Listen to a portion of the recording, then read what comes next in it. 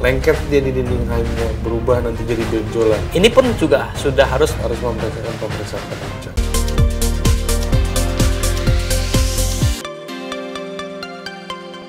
Halo, Dokter Surya. Halo Pak Kris. Ya, kembali lagi kita membahas opini kesehatan masyarakat ya. Nah, kali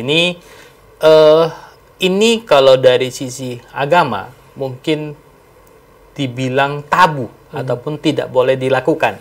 Nah, jadi kita pengen tahu nih dari sisi kesehatan seperti apa, yaitu berhubungan intim waktu saat haid. Nah, gimana penjelasan dari sisi medis, Dok? Boleh atau tidak?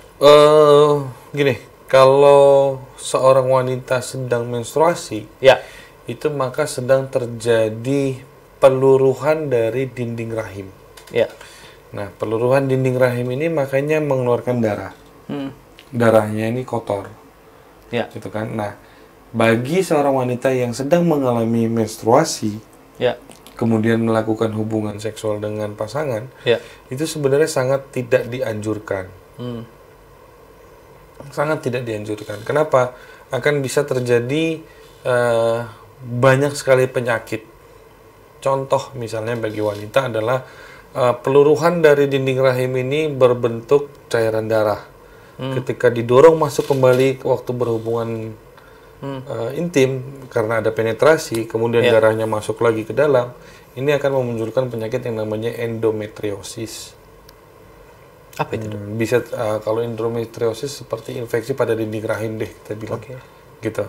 Sedangkan bagi untuk pria, ya ini kita terlepas, kita ceritanya suami istri, tidak menggunakan pengaman, ya dengan penis begitu melakukan penetrasi maka sel-sel darah dari hasil menstruasi itu akan melekat nih pada organ kelamin pria atau penis yang sedang melakukan penetrasi. Nah, itu akan bisa memunculkan penyakit pada si prianya, bisa infeksi juga. Penyakit yang sering apa, Dok? Kalau bagi pria? Bagi pria biasanya hanya ISK. Bagi pria. Karena dia masuknya ke saluran kemih kan? Dari penetrasi penis itu. Oh, berarti dia masuk ke dalam ya, Dok ya, ke salurannya ya. Betul. Makanya mengganggu nanti ISK ya. Betul, penyakitnya infeksi ISK. ya. Iya. Nah, tapi kalau yang terfatalnya adalah wanita sebaliknya. Infeksinya itu malah di dinding rahim. Nah, dari dinding rahim ini bisa nggak muncul ke penyakit lainnya? Bisa. Masalah di serviks, begitu dia sudah masuk dia membeku, bisa nggak nyebabin jadi kista? Bisa juga jadi kista. Nah, pembekuan darah tadi tuh yang kotor dia masuk lagi, malah jadinya menggumpal jadinya kista. Naik lagi dia ternyata nggak bisa keluar lagi nih. Lengket dia di dinding rahimnya, berubah nanti jadi benjolan. Benjolannya lah nanti bisa dikatakan juga jadi miom ataupun kista ya, Dok ya. Iya. Kista atau miom, Dok? Kan itu dua hal yang berbeda. Kalau dari pertama dia masuk nih masih mengumpal seperti agar-agar melekat pada dindingnya, itu kista masih itu. Tapi nanti setelah dia lama di dinding rahim itu dia menyatu masuk ke dalam susunan ovariumnya, makin besar, itulah nanti dikatakan itu benjolan miom. Nah, jadi kalau banyak dulu pengalaman pasien saya bilang, "Dok, saya nggak bisa hamil karena ada kista." Kita histori dulu, kita anamnesa dulu. Penyebab kistanya gara-gara kenapa? Ternyata ada salah satunya karena ya ini berhubungan seksual saat menstruasi. Gitu. Malahan lebih beresiko ke wanitanya dibandingkan ke prianya. Berarti memang secara medis berhubungan intim waktu haid ini juga tidak dibenarkan. Betul. Karena memiliki resiko yang sangat banyak tadi ya. Kista, miom, infeksi. Nah, ini jadi kita sudah ada sedikit gambaran nih.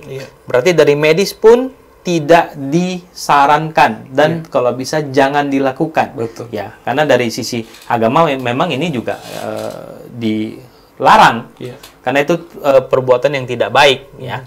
Nah, jadi kalau kita bahas seperti itu, Dok. Nah, sebenarnya yang amannya, yang baiknya itu berapa hari dari bersih atau gimana nandainnya sih, Dok? Ini haidnya sudah bersih nih. Kita sudah boleh melakukan hubungan suami istri.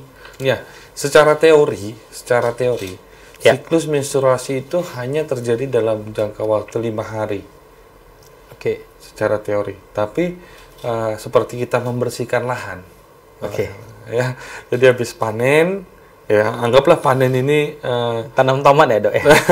misalnya haid ya, misalnya. Iya. Habis itu kita bersihkan lahannya. Ya. Sama halnya dengan sirkulasi. Begitu semua darah kotor yang tadi sudah keluar, maka si ovum ini pun atau si organ wanita ini pun akan membutuhkan waktu untuk membersihkannya.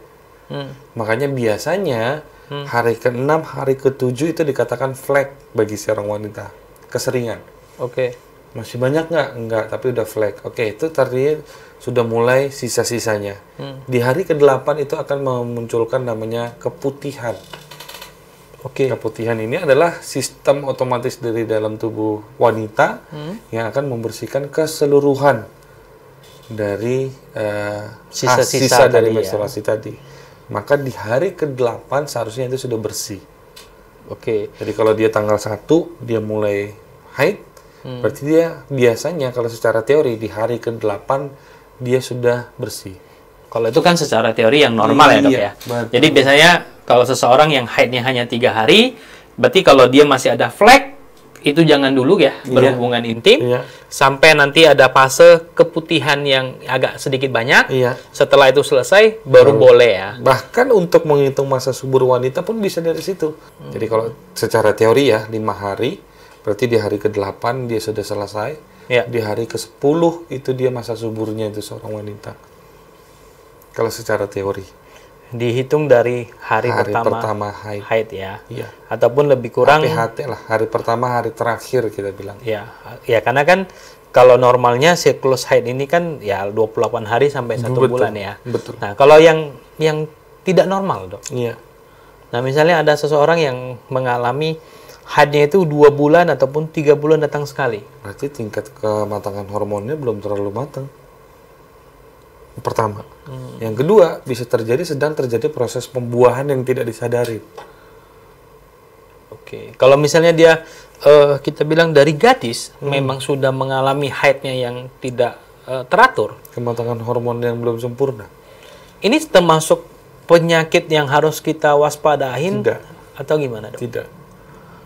Dan resiko untuk mendapatkan Keturunan. bayi ini sama nggak sih sama yang haidnya normal, Dok? Sama. Sama ya. Sama. Asal ketidakpastian siklus haidnya itu tidak disertai dengan gejala lain ya.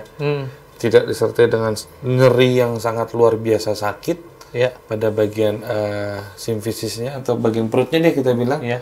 Kemudian ada bersamaan durasinya haidnya memang 2 bulan sekali, tapi sekali dapat itu 3 minggu. Nah, kalau tidak ada hal itu nggak perlu khawatir, karena itu tingkat kematangan hormon yang belum sempurna. Nah, jadi kalau ditanya seperti itu ya potensi untuk memiliki keturunan bisa nggak? Ya bisa, sama dengan wanita lainnya. Ya. Yang jadi saya katakan poin B tadi adalah bisa sedang terjadi proses pembuahan. Dia nggak sadar hari ini dia dapat, ya 5 hari lagi dia nggak hilang nih. Di hari ke-7 dia ada flek lagi. Di hari ke-12 dia ada flek lagi. Ini Nah, tidak sadar sedang terjadi Kalau itu pembuahan. kan kita anggap kan menstruasi yang terjadi 2-3 bulan sekali ya, Dok. Iya. Nah, saya pernah jumpain seseorang yang menstruasinya sebulan nggak berhenti. Itu perlu diwaspadai. Nah, ini sebenarnya jenis penyakit apa atau terjadinya gimana, Dok, di dalam rahim? Kalau seperti itu mungkin saya perlu pemeriksaan penunjang. Ya. Saya nggak bisa bilang itu. Biasanya deh penyakit. dari pengalamannya dokter. Kalau dari itu adalah menstruasi berlebihan, bisa terjadinya ada masalah pada serviks, bisa terjadi kista pada ovarium, bisa terjadi seperti itu. Oh, kista dan miom ini juga bisa menyebabkan Bisa? menstruasinya. Itu sebenarnya masih tergolong Miom. maksudnya darah kotor atau darah segar yang keluar, Dok?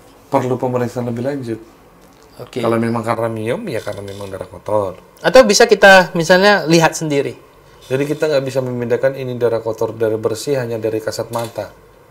Oke. Harus memeriksakan pemeriksaan penunjang. Minimal USG atau pap smear. Oke, berarti kesimpulannya kalau seseorang sudah mengalami haid yang contohnya dia 5 hari, tiba-tiba ini haidnya 8 hari. Ini pun juga sudah harus dilakukan pemeriksaan ya, Dok ya? Haidnya biasanya 5 hari, Ya. tiba-tiba 8 hari. Nah, dengan durasi yang banyak. Gitu, darah kotornya.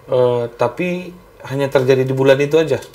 Iya. Atau terus-menerus? Nggak di bulan itu aja. Nggak usah. Itu masih aman ya. Karena bisa terjadi faktor lainnya. Faktor resiko lainnya, dia mungkin lagi stres atau dia kecapean, itu masih sangat lumrah. Lagi banyak uang. Atau sebaliknya gitu ya. Bisa itu, Pak. Tapi kalau lebih banyak uang kayaknya nggak mungkin ya. Iya. Mungkin kalau dia lagi happy, ya hormon-hormon dalam tubuhnya itu kan mendukung ya. Iya. Nggak mungkin haidnya juga bisa lebih panjang. Betul itu, Pak. Oke. Baik, thank you Dok atas informasinya. Berarti sebenarnya kesimpulannya informasi dari kesehatan dengan tradisi kita bilang ataupun dari sisi masyarakat ataupun agama memang sama-sama melarang melakukan hubungan intim waktu haid. Oke, thank you Dok. Terima kasih, Bang Kris.